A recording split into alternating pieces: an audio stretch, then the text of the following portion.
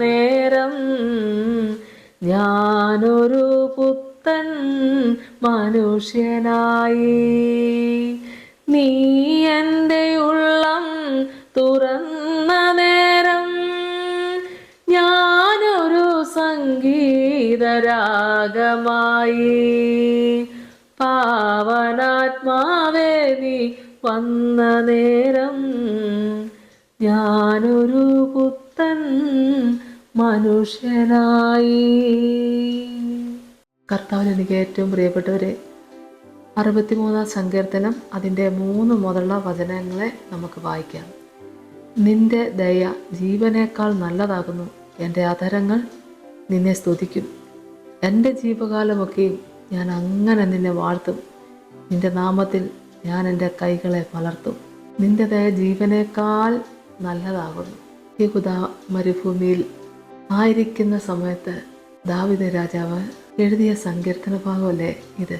മരുഭൂമിയിലിരുന്നു കൊണ്ടും നിന്റെ ദയ ജീവനേക്കാൾ നല്ലതാകുന്നു എന്ന് പറയണമെങ്കിൽ ദൈവവുമായിട്ടുള്ള ദാവീദ് രാജാവിൻ്റെ ബന്ധം എത്ര വലുതാണ്.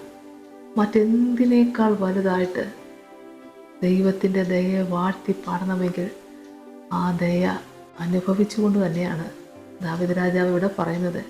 നിന്റെ ദയ ജീവനേക്കാൾ നല്ലതാകുന്നു, എൻ്റെ അധരങ്ങൾ നിന്നെ സ്തുതിക്കും.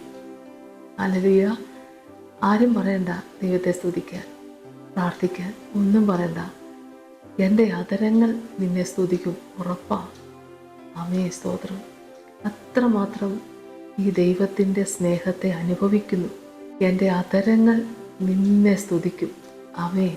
സ്തുതികളിന്മേൽ വസിക്കുന്ന കർത്താവിനെ, മഹത്വത്തിൻ്റെ രാജാവിനെ മഹത്വത്തോടെ സ്തുതിച്ച് വാഴ്ത്തിക്കൊണ്ട് എഴുതിയ ഈ സങ്കീർത്തന ഭാഗം എത്ര അനുഗ്രഹീതയും മക്കളെ. 4-ാം വാക്യം പറയുന്നത്, എൻ്റെ ജീവകാലമൊക്കെ ഞാൻ അങ്ങനെ നിന്നെ വാഴ്ത്തും, ഉറപ്പാ. കഷ്ടതയുണ്ടായിരുന്നു, കണ്ണുനീരിൻ്റെ അനുഭവം ഉണ്ടായിരുന്നു. തൻ്റെ യജമാനിൽ നിന്നുള്ള ഏറ്റവും വലിയ പ്രശ്നങ്ങൾ നേരിട്ടിട്ടുള്ള ഒരാൾ. ശത്രുക്കൾ ചുറ്റിലും ദാവീദ് രാജാവിൻ്റെ വീഴ്ച കാണാൻ കൊതിക്കുന്ന സാഹചര്യത്തിൽ ശത്രുക്കളെ ചുറ്റി നടക്കുക ദാവീദ് രാജാവിനെ നശിപ്പിക്കാൻ വേണ്ടി. ഏതെല്ലാം വിധത്തിലുള്ള മഹാകഷ്ടതയുടെ നടുവിലൂടെയാണ് ദാവീദ് രാജാവ് കടന്നുപോയിരിക്കുന്നത്. എന്നെ കേൾക്കുന്ന ദൈവമക്കളെ, വചനം കേട്ടോ. എൻ്റെ ജീവകാലമൊക്കെയും ഞാൻ അങ്ങനെ നിന്നെ വാഴ്ത്തുമെന്നാണ് പറഞ്ഞത്. വാഴ്ത്തുന്നതിന് കുറവ് വന്നില്ല, സ്തുതിക്കുന്നതിന് കുറവ് വന്നില്ല, ദൈവമഹത്വം പറയുന്നതിനൊരു കുറവ് വന്നില്ല. പ്രശ്നങ്ങൾ, പ്രതികൂലങ്ങൾ, പട്ടിണി, നിന്ന, കഷ്ടത, പോരാട്ടങ്ങൾ എല്ലാം ഇഷ്ടം പോലെ ധാരാളമായിട്ടുണ്ട്, ധാരാളമായിട്ട്. പക്ഷെ അദ്ദേഹത്തിൻ്റെ വിശ്വാസത്തിന് ഭംഗമില്ല. ദൈവത്തിന് സ്തോത്രം. എൻ്റെ ജീവകാലമൊക്കെയും ഞാൻ അങ്ങനെ നിന്നെ വാഴ്ത്തും, നിന്റെ നാമത്തിൽ ഞാൻ എൻ്റെ കൈകളെ മലർത്തും. ഹല്ലേലൂയ. നിന്റെ നാമത്തിൽ ഞാൻ എൻ്റെ കൈകളെ മലർത്തും. ഇത്ര മഹത്വത്തോടെ ദൈവത്തെ ആരാധിക്കുവാൻ ദൈവസ്നേഹം, ദൈവമക്കളെ, അത് അനുഭവിക്കുന്നവർക്ക്, അനുഭവിച്ചിട്ടുള്ളവർക്ക്, ദൈവത്തെ സ്നേഹിക്കുന്നവർക്ക് ഇത് മനസ്സിലാകത്തുള്ളൂ. ദൈവത്തെ സ്നേഹിക്കുന്ന ഏവർക്കും ഇത് മനസ്സിലാക്കാൻ പറ്റും. ഈ വചനത്തിൻ്റെ മഹത്വം എത്ര വലുതാണ്. നിന്റെ ദയ ജീവനേക്കാൾ നല്ലതാകുന്നു, എൻ്റെ അധരങ്ങൾ നിന്നെ സ്തുതിക്കും. എൻ്റെ ജീവകാലമൊക്കെ ഞാൻ അങ്ങനെ നിന്നെ വാഴ്ത്തും, നിന്റെ നാമത്തിൽ ഞാൻ എൻ്റെ കൈകളെ മലർത്തും. പിതാവേ, സ്തോത്രം. ദൈവത്തിന് നന്ദിയോടെ സ്തോത്രം. നമുക്ക് പ്രാർത്ഥിക്കാം. ഇതേപോലെ മഹത്വപ്പെടുത്തുവാൻ കർത്താവ് നമ്മളെ സഹായിക്കുന്ന വൻകൃപയ്ക്കായി സ്തോത്രം. കഷ്ടപ്പാടുകൾക്കും വേദനകൾക്കും നിന്ദയ്ക്കും അതുപോലുള്ള പ്രശ്നങ്ങളുടെ നടുവിലൂടെ കടന്നു പോകുമ്പോഴും ദൈവമക്കളെ, ദൈവത്തോടുള്ള ആ നന്ദിയും കടപ്പാടും ഉള്ളം കൊണ്ട് അനുഭവിക്കുന്ന ഏതൊരു ദൈവബോധനും ഏത് പ്രശ്നങ്ങളുടെ നടുവിലും പ്രാർത്ഥനയ്ക്ക് കുറവില്ല, സ്തുതിക്കുന്നതിന് കുറവില്ല, വാഴ്ത്തുന്നതിന് കുറവില്ല. മഹത്വത്തിൻ്റെ രാജാവിനെ സ്തുതിച്ച് വാഴ്ത്തി സന്തോഷത്തോടെ പോവുക.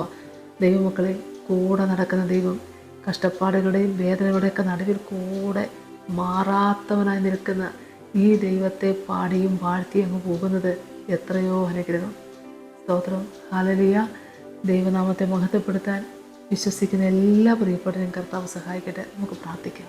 സ്തോത്രം. കർത്താവേ, കരുണാസമ്പന്നന്റെ സ്വർഗീയ നല്ല ദൈവമേ, കർത്താവെ, അവിടുത്തെ തിരുസന്നിധിയിലേക്ക് അടിയങ്ങളെ താഴ്ത്തി സമർപ്പിച്ചുകൊണ്ട് പ്രാർത്ഥിക്കുന്ന കർത്താവേ, ദൈവമേ, നിന്റെ ദയ ജീവനേക്കാൾ നല്ലതാകുന്നു. എൻ്റെ കർത്താവെ, അത് അടിയങ്ങൾ അനുഭവിക്കുന്നു. കർത്താവെ, യേശുവേ ദാവീദ് പുത്ര, അവിടുന്ന് ഞങ്ങളോട് ദയ തോന്നണമേ എന്ന് പ്രാർത്ഥിക്കുന്ന കർത്താവേ, എൻ്റെ കർത്താവിന് ജീവകാലമൊക്കെയും വാഴ്ത്തി പാടുവാൻ, സാക്ഷ്യം പറയുവാൻ, ദൈവവുമായിട്ടുള്ള ആ ബന്ധം പുലർത്തിക്കൊണ്ടു പോകുവാൻ നന്ദി നിറഞ്ഞൊരു ഹൃദയം മാത്രം മതി കർത്താവേ. അത് മാത്രം നിങ്ങൾക്ക് മതി ദൈവമേ. അത്ര മഹത്വത്തോടെ നീ ഞങ്ങളെ കൈമെടുക്കോടെ നടത്തുന്ന ദൈവമാകുന്നു എൻ്റെ കർത്താവേ. മനസ്സിൻ്റെ വേദന അറിയുന്ന ദൈവം, അനുഭവിക്കുന്ന നിന്ദയും കഷ്ടപ്പാടുകളും വേദനകളും അറിയുന്ന ഒരു ദൈവം, എനിക്ക് വേണമെന്ന് പറഞ്ഞുകൊണ്ട് കൂടെ നിൽക്കുന്ന നല്ല ദൈവം, കഷ്ടകാലത്തും മാറാത്തവനെ കൂടെ നിൽക്കുന്ന നല്ല ദൈവം, സ്തുതികളിന്മേൽ വസിക്കുന്ന ദൈവമേ, അങ്ങ് പരിശുദ്ധൻ പരിശുദ്ധൻ പരിശുദ്ധൻ. Hallelujah hallelujah. കരുണയുള്ള കർത്താവേ, ഈ ശുശ്രൂഷയിലിരിക്കുന്ന എല്ലാ പ്രിയപ്പെട്ടവർക്കു വേണ്ടി പ്രാർത്ഥിക്കുന്നു. എൻ്റെ കർത്താവേ, മഹാകഷ്ടതയിലൂടെ കടന്നു പോകുമ്പോഴും വഴി നടത്തുന്ന ദൈവം കൂടെയുണ്ടെന്ന് വിശ്വസിക്കുന്ന മക്കളെ ഇരട്ടി പങ്ക് കൃപ കൊടുത്ത് ദൈവം അനുഗ്രഹിക്കണമേ. നല്ല സാക്ഷിക്ക് കർത്താവ് ഒരുക്കണമേ. ഏത് വിധത്തിലുള്ള സങ്കടങ്ങളിലൂടെയാണ് നിൻ്റെ മക്കൾ കടന്നു പോകുന്നത്, ഈ സങ്കടവും ഏറ്റെടുക്കണമേ. ഈ കഷ്ടപ്പാടുകളൊന്ന് മാറ്റണമേ. സമാധാനം കൊടുത്ത് അനുഗ്രഹിക്കണമേ. കടഭാരത്താൽ കഷ്ടത അനുഭവിക്കുന്നവർക്ക് വിടുതൽ കൊടുക്കണമേ. ദാമ്പത്യ ജീവിതത്തിലെ പ്രയാസങ്ങൾ നിമിത്തം കർത്താവെ കരയുന്ന മക്കൾക്ക് നിന്റെ മക്കളെ ചേർത്തത് ദൈവമാണുള്ള കർത്താവെ. വേർപിരിയാതെ നിന്റെ മക്കൾ സന്തോഷത്തോടെ കർത്താവിനെ ആരാധിപ്പാൻ ദൈവം സഹായിക്കണമേ. മക്കളില്ലാത്തവർക്ക് വേണ്ടി പ്രാർത്ഥിക്കുന്ന കർത്താവെ, അനുഗ്രഹിക്കപ്പെട്ട തലമുറയെ കൊടുത്ത് ദൈവം അനുഗ്രഹിക്കണമേ. മക്കളെ ചൊല്ലി ഭാരപ്പെടുന്ന മാതാപിതാക്കൾക്ക് വേണ്ടി പ്രാർത്ഥിക്കുന്നപ്പാ, മക്കളൊരു അനുഗ്രഹമായി തീരുവാൻ ഇടയാക്കണമേ. ഏത് വിധത്തിലുള്ള കഷ്ടപ്പാടുകളുടെ നടുവിലാണോ ഇന്നിരുന്നു കൊണ്ട് ഈ ആരാധന കൂടുന്നത്, അതിൻ്റെ നടുവിൽ ദൈവം പ്രവർത്തിക്കണേ അപ്പാ. നന്മയ്ക്കായ ഒരടയാളം അങ്ങ് കൊടുക്കണേ. യേശുവിൻ്റെ നാമത്തിൽ തന്നെ ആമേൻ. യേശുവേ സ്തോത്രം.